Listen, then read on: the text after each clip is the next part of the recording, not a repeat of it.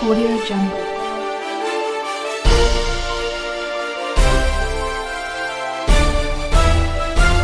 Audio Jungle. नमस्कार दोस्तों, मेरा आज इस वीडियो बनाने का तात्पर्य खाली यही है कि जो भारत की पॉपुलेशन है 135 से 140 करोड़ की जनता जो है, उन तक हेल्थ सर्विसेज क्यों नहीं पहुंच पाई। तो इसके बारे में मैं सोचता हूँ कुछ हिस्टोरिकल फैक्ट्स आपके सामने रखूँ, शायद इससे आपको भी समझने में मदद मिलेगी कि ऐसा क्या रहा कि जिसकी वजह से हेल्थ सर्विसेज हम डोर स्टेप तक लोगों तक नहीं पहुँचा पाए। वैसे आज़ादी के बाद से काफ़ी काम हुआ है इसके बारे में, लेकिन फिर भी हम हेल्थ सर्विसेज वहाँ तक नहीं पहुँचा पाए। और आज भी कि 2/3 जो जनता है उससे मरहूम है या अपने लोकल हीलर्स पर विश्वास करती है, वहीं से सुविधाएं प्राप्त करती हैं। जबकि इंफ्रास्ट्रक्चर डेवलपमेंट हुआ है इसके अंदर और बजटरी एलोकेशन भी हुआ है, जो कि जीडीपी का लगभग 1% के आसपास ही सभी पंचवर्षीय योजनाओं में रहा है।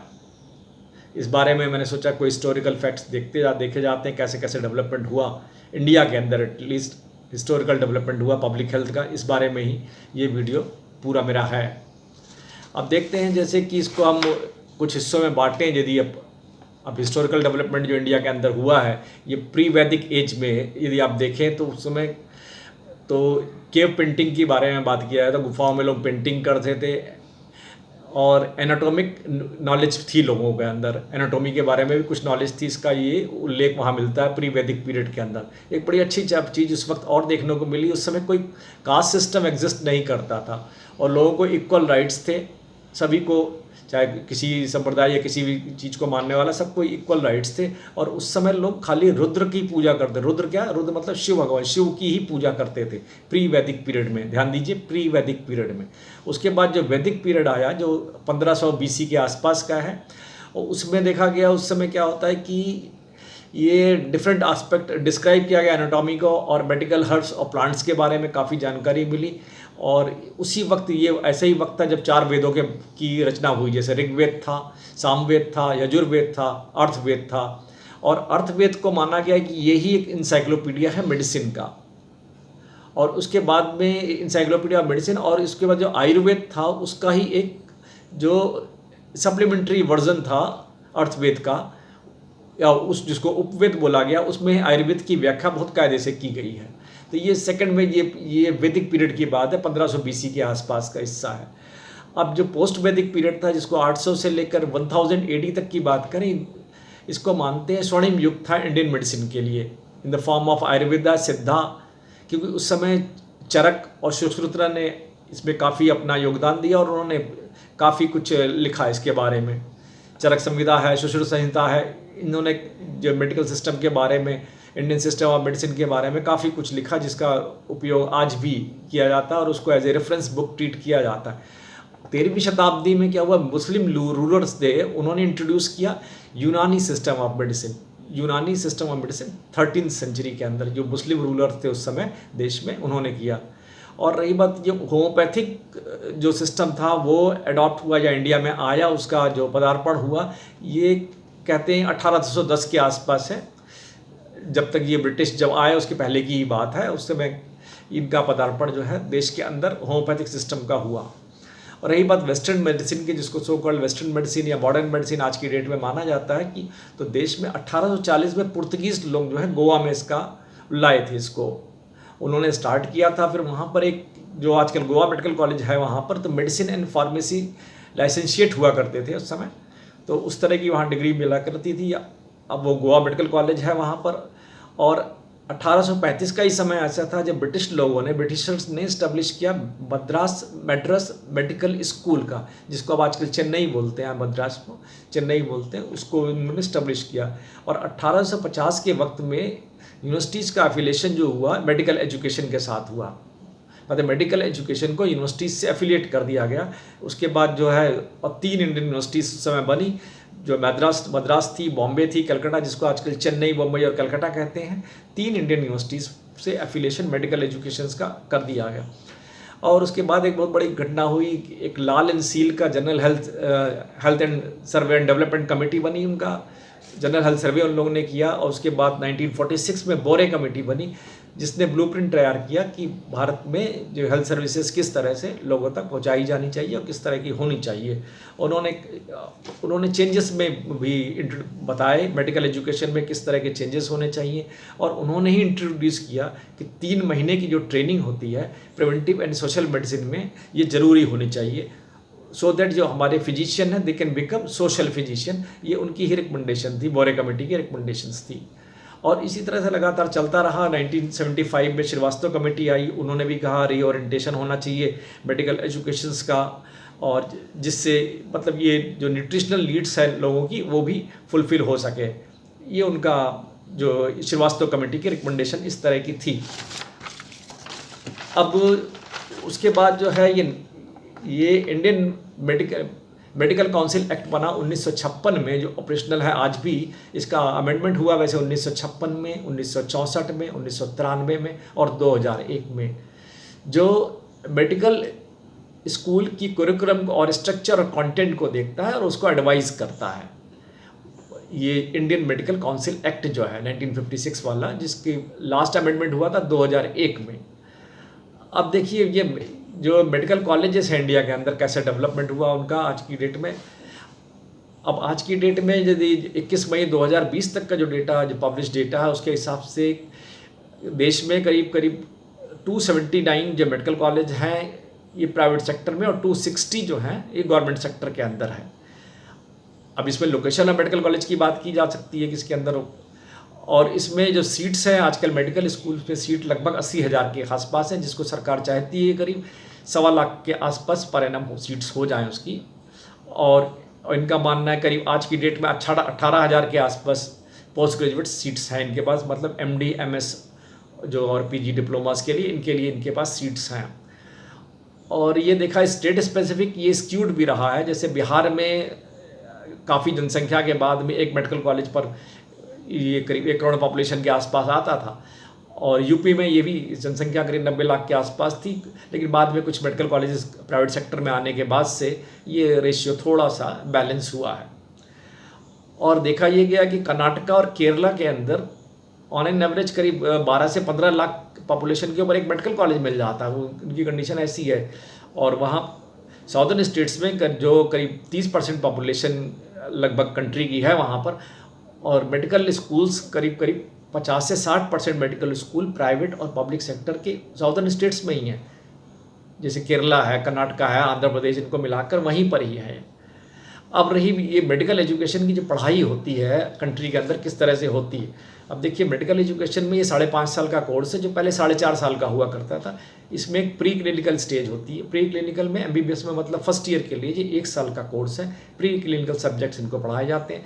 सेकेंड ईयर का जो कोर्स होता है उसको बोलते हैं पैरा क्लिनिकल स्टेज। इसमें 1.5 साल का 18 महीने का कोर्स होता है। और एक क्लिनिकल स्टेज होती है थर्ड ईयर की, जिसकी 24 महीने या 2 साल का कोर्स होता है, और इसके साथ 12 महीने की इंटर्नशिप लगा दी जाती है। इंटर्नशिप भी स्टूडेंट को करनी होती है। इसके हिसाब से 5.5 साल का एक कोर्स होता है। तो शुरुआत में करीब 1960s में ये 4.5 साल तक का कोर्स था, उसको बाद में इंटर्नशिप ऐड करके इसको 5.5 साल का कोर्स कर दिया गया। अब एक चीज़ और देखने के लायक है कि इसमें जो कम्युनिटी हेल्थ का जो पार्टिसिपेशन था, कम्युनिटी मेडिसिन जो सो कॉल पढ़ाया जाता था, प्रिस्क्राइब था पहले 3 महीने का। ये 3 महीने होना चाहिए था उसमें ट्रेनिंग का। उसके पहले जो 1983 से पहले 6 मंथ का रिक्वायरमेंट थी, मतलब कम्युनिटी मेडिसिन की, कम्युनिटी मतलब गांव के अंदर जाके विलेज में प्रैक्टिस करने की, उनकी 6 मंथ का वो था। लेकिन 2004 में MCI ने अगेन इसमें एक सजेस्ट किया कि इसमें इसकी रिक्वायरमेंट इतनी नहीं है, इसको it should be of 2 months only. अब इस तरह से देखिए पब्लिक हेल्थ का किस तरह से लॉस हुआ है और किस तरह से इन्होंने किया है ये पूरा पब्लिक हेल्थ के बारे में।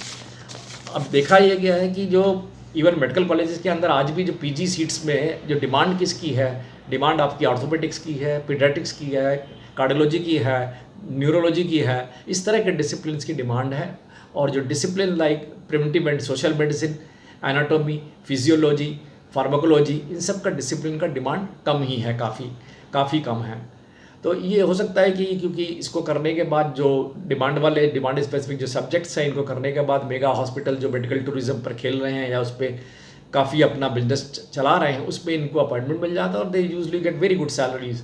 और जो सो कॉल्ड पब्लिक हेल्थ है, पब्लिक हेल्थ डिपार्टमेंट आपने देखा होगा मेडिकल कॉलेज में, आप यदि विजिट कीजिए तो आपको पाएंगे ये काफ़ी किनारे में, मेडिकल कॉलेज में आइसोलेटेड सी जगह पे बाहर बिल्कुल किनारे पे पड़ा रहता है, जिसकी कोई इंपॉर्टेंस नहीं है। और PSM just for sake of fun they usually go and attend the classes. अब PSM जो जितनी रिक्वायरमेंट होती है वो अटेंड कर लेते हैं, और किसी का कोई इंटरेस्ट होता नहीं है।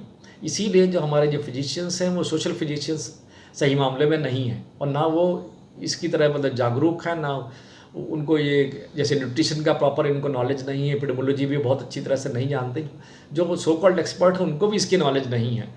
और दुर्भाग्यवश जो कोविड में कमेटी बनी है, ज़्यादातर लोग उसमें जो उनका डिसिप्लिन रहा है, किसी का कार्डियोलॉजी रहा है, किसी का पीडियाट्रिक्स रहा है, सो कॉल्ड एपिडेमोलॉजिस्ट उसमें नहीं है, या जिसकी सोशल ओरिएंटेशन उनका रहा है, सोशोलॉजिकल ओरिएंटेशन नहीं रहा है, इसलिए भी शायद इनकी पॉलिसीज़ बहुत ज़्यादा सार्थक साबित नहीं हो पा रही हैं। तो इस चीज़ को देखना चाहिए था, और ये पता नहीं क्यों नेगलेक्टेड फील्ड रही है भारत के अंदर, जबकि इसका मतलब काफ़ी इस्तेमाल है। जब कोई भी एपिडेमिक या पेंडेमिक आती है कंट्री के अंदर, तो उस समय इसका इस्तेमाल सबसे ज़्यादा होता है, इसको ध्यान दिया जाना चाहिए था। अब रही करीब 2005 के आसपास NRHM जो आया था, नेशनल रूरल हेल्थ मिशन, इसने काफ़ी जो है इंफ्रास्ट्रक्चर डेवलपमेंट में पब्लिक हेल्थ में काफ़ी काम किया, और जो स्ट्रक्चर था हमारा, मतलब सब सेंटर से primary health centre, community health centre, district hospital वाले जो स्ट्रक्चर था, इसमें इसने काफ़ी स्ट्रेंथन किया in terms of infrastructure. Buildings बनी, कई सारी जो पोस्ट भी टेम्प्रेरी रूप से इन पे मिली, और उसकी वजह से इनका जो पब्लिक हेल्थ के ऊपर इन्होंने जो लोड था उसकी काफ़ी शेयरिंग की। अब ये डिजीज़ प्रोफाइल में या डिजीज़ इंसिडेंस या प्रेवलेंस के अंदर कितना वो आया, तो उसके बारे में तो विस्तृत चर्चा की ज़रूरत है। लेकिन देखा गया है, यदि आप डेटा देखिए, जो survey of causes of death का एक डेटा आता है जो registrar general ministry of home affairs से पब्लिश होता है, वाइटल स्टैटिस्टिक्स डिवीज़न से, उसके अंदर दिखाते हैं कि कैसे कैसे NCDs का, नॉन कम्युनिकेबल डिजीज़ का लोड जो है दिन पर दिन बढ़ता जा रहा है, नॉन कम्युनिकेबल डिजीज़ का। और बहुत सारी डिजीज़ ऐसी हैं जो प्रिवेंटेबल डिजीज़ हैं, उसमें भी डेथ्स बहुत सारी हैं। तो ये भी देखने का विषय, सरकार को जागरूक होना चाहिए कि ये जो डिजीज़ को हम इजीली मैनेज कर सकते हैं, कोई बहुत ज़्यादा एक्स्ट्राऑर्डिनरी फंड इसके लिए नहीं लगता, उसके अंदर बहुत त्वरित रूप से काम करना चाहिए और इसको मैनेज करने की कोशिश करनी चाहिए। अब रही जो हमने ये देखा कि शुरुआत से हमारा आयुर्वेदिक सिस्टम ऑफ मेडिसिन काफ़ी स्ट्रॉन्ग था, लेकिन उसको 1930s के बाद से काफ़ी इसको धीरे धीरे बिल्कुल ये काफ़ी नीचे मतलब स्तर पर चला गया, और उसकी उपयोगिता पता नहीं उन्होंने सार्थकता उसकी समझी नहीं, और उसके बाद इसको इग्नोर करते रहे। बजटरी एलोकेशन में आज भी देखा जाए करीब 90% जो फंड है मॉडर्न मेडिसिन के लिए ही है, मॉडर्न मेडिसिन या उससे एसोसिएटेड हॉस्पिटल्स के लिए है। 10% फंड का जो इस्तेमाल होता है ये आयुर्वेदिक सिस्टम ऑफ मेडिसिन के लिए होता है, होम्योपैथ के लिए होता है, यूनानी के लिए होता है, सिद्धाओं के लिए, और इसमें भी जो शेयर है मैक्सिमम आयुर्वेद के पास ही आता है। जबकि आयुर्वेद ने भी बहुत सारे जो अपने इंस्टीट्यूट्स बनाए हैं, जैसे all India institute of Ayurveda Delhi में अभी बनाया, सरिता विहार में है, ये बिल्कुल all India institute of medical sciences के समकक्ष है, और काफ़ी अच्छी फैसिलिटीज़ है इनके पास, और they have very good experts. और आज की डेट में इनके पास OPD रेट भी बहुत अच्छा है, काफ़ी OPD इनकी चलती है। एक इनका जामनगर में पूरी आयुर्वेदिक यूनिवर्सिटी है, नेशनल इंस्टीट्यूट ऑफ आयुर्वेदा आपका जयपुर के अंदर है, BHU में इंस्टीट्यूट ऑफ मेडिकल साइंसेज में जो आयुर्वेदिक विंग है उसका OPD जो है लगभग एलोपैथ के बराबर है, मॉडर्न मेडिसिन के बराबर, उससे कम नहीं। लोगों को बहुत फेथ है वहाँ पर, और लोग काफ़ी जाते हैं वहाँ पर और डिफरेंट टाइप के ट्रीटमेंट्स के लिए, जो कि आयुर्वेदिक साइंसेस में, आयुर्वेदिक सिस्टम ऑफ मेडिसिन के अंदर काफ़ी बेनिफिशियल साबित हुए हैं। अब दोनों का डिफरेंट अप्रोच है इसमें, और एक्सपर्ट्स की अलग अलग राय है। और अभी ये प्रोफेसर विकास वाजपेयी जो एक हेल्थ पॉलिसी एक्सपर्ट्स हैं, उनका भी कहना है कि आयुर्वेदिक खुद भी स्वयं में इसका लाभ उठा चुके हैं, आयुर्वेदिक मेडिसिन का पंचकर्मा जैसे सिद्धांत का इन्होंने खुद अपने ऊपर उपयोग किया और काफ़ी उन्होंने फ़ायदा उठाया। लेकिन उसके बाद भी उनका मानना है कि ये सिस्टम जो है, ये इनको जो सो कॉल्ड मॉडर्न मेडिसिन के जो माइक्रोबायोलॉजी जैसे है, एपिडेमोलॉजी है, इस तरह के डिसिप्लिन्स के बेनिफिट्स को अपने यहाँ क्यों नहीं सम्मिलित करते हैं, अपने करिकुलम में क्यों नहीं सम्मिलित करते, और इससे करके ही अपने आयुर्वेदिक सिस्टम को और प्रॉपरली डेवलप कर सकते हैं। ये इनका अपना मानना है। जिसके बनस्पत अभी जो all India institute of medical sciences के मेडिकल सुपरिटेंडेंट है डॉक्टर SK गुप्ता, उनका अपना मानना है कि हमारा जो सिस्टम ऑफ मेडिसिन है वो डिफरेंट है फ्रॉम द मॉडर्न मेडिसिन से, मॉडर्न सिस्टम ऑफ मेडिसिन से। हम जो है आहार और विहार, मतलब जो आप जो फूड प्रोडक्ट कंज्यूम करते हैं या खाते हैं, और उससे ही हमारा जो है ये ट्रीटमेंट शेड्यूल जो है लिंक्ड है। तो अब ये दोनों को इंडिपेंडेंट मानने की भूल मत करें। मतलब आहार विहार दोनों साथ साथ ही चलना है, ये उनका अपना मानना है। और इसी तरह से कई अभी जो हाल में देखा गया, कुछ यूट्यूबर्स हैं और ये प्रोफेसर BM हेगड़े हैं जो काफ़ी रेनाउंड कार्डियोलॉजिस्ट रह चुके हैं, उनका भी अपना मानना है कि फूड का भी बहुत बड़ा रोल है उसके अंदर, अपना जो ट्रीटमेंट के अंदर। और इसी तरह की बातें भी जो हैं, अब एक न्यूट्रिशनिस्ट हैं डॉक्टर विश्वरूप राय चौधरी, उनका भी यही मानना है कि हर्बल मेडिसिन काफ़ी बेनिफिशियल है, without any side effect we can control plenty of diseases. अब डिजीज़ जैसे इसकी बात करते हैं, क्योंकि आप मॉडर्न मेडिसिन में जाइए तो कि मॉडर्न मेडिसिन में यदि डायबिटीज़ की बात है या हाई ब्लड प्रेशर की, हाइपरटेंशन की बात है, वो कहते हैं, उन लोगों का कहना है कि इवन BM हेगड़े साहब का भी कहना है कि ये लोग दे simply do the calibration of units, calibration of numbers. आप मान लो हाई ब्लड प्रेशर को लेके आएंगे तो आपको they will prescribe certain drugs, और उसके बाद आपका नंबर आपको लगेगा कि कम हो गया है। इसी तरह ब्लड शुगर के बारे में भी कहते हैं, तो ये कैलिब्रेशन ऑफ नंबर्स होता है। अब किसको आप नॉर्मल कहते हैं, normal is nothing but average of, simply this average reflect the average which may or may not be true for an individual patients. हर पेशेंट के लिए नॉर्मल सेम नहीं हो सकता, ये उनका अपना मानना है, ये उनकी अपनी थ्योरी है। तो उसके हिसाब से मतलब ये जो है मॉडर्न मेडिसिन वाले ज़्यादातर अपने कैलिब्रेशन ऑफ नंबर्स पे काम करते हैं। आपकी बॉडी को पता है, रूट कॉज पे नहीं जाते हैं, और खाली आपका कहते हैं जिससे आपका जो रीडिंग आपकी जाती है, सपोज रीडिंग इज अराउंड सब 380 और 390, वो कैसे आपके रेंज में आएगी, वही उनका मेन मकसद होता है, और उसी से वो ट्रीटमेंट करते हैं। और इवन हेगड़े साहब का ये भी मानना है कि इस टाइप की जो मेडिसिन हम खाते हैं, स्टैटिन टाइप की जो मेडिसिन है, वो बहुत ज़्यादा हार्मफुल होती है, इसके बहुत सारे साइड इफ़ेक्ट होते हैं जो लॉन्ग टर्म में बहुत प्रॉब्लम क्रिएट कर सकते हैं बॉडी के अंदर। तो इसलिए यदि आप चाहें तो बिहेवियरल चेंजेस से, अपने लाइफस्टाइल चेंजेस से काफ़ी, और अपने फूड हैबिट्स से काफ़ी तक डिजीज़ को आप मैनेज कर सकते हैं। और इसमें कोई रॉकेट साइंस नहीं, बड़ा इजीली मैनेज किया जा सकता है कि काफ़ी डिजीज़ तो सेल्फ लिमिटिंग होती हैं, और आप लगभग उनका ये भी मानना है कि 90 से 95% डिजीज़ में आप even Ayurvedic system of medicine या किसी अदर सिस्टम ऑफ मेडिसिन में भी जाएंगे, वहाँ बेनिफिट मिलेगा। हाँ, कुछ डिजीज़ ज़रूर होती है, 5 to 10% जो डिजीज़ हैं, जो एलिमेंट हैं, जो कॉम्प्लिकेशंस हैं, उसमें खाली मॉडर्न मेडिसिन ही आपको हेल्प कर सकती है। जैसे एक्सीडेंटल केसेस के अंदर आप कोई इमीडिएट रिक्वायर इमीडिएट सर्जरी या इमीडिएट ट्रीटमेंट, इमीडिएट रिस्पॉन्स, तो उसमें modern system of medicine he help करेगी। तो और वैसे काफ़ी हद तक आप लोग और डिजीज़ का इस पर मैनेज कर सकते हैं। इसी बारे में उन्होंने कोरोना के बारे में भी कहा कि आप कोरोना को भी बड़ा आसानी से मैनेज कर सकते हैं। ये सिंपल कोल्ड है, फ्लू लाइक इलनेस है, इन लोगों का मानना है, और इसको ईजिली मैनेज किया जा सकता है। इसके लिए कोई ह्यूमन क्राइम मचाने की ज़रूरत नहीं है।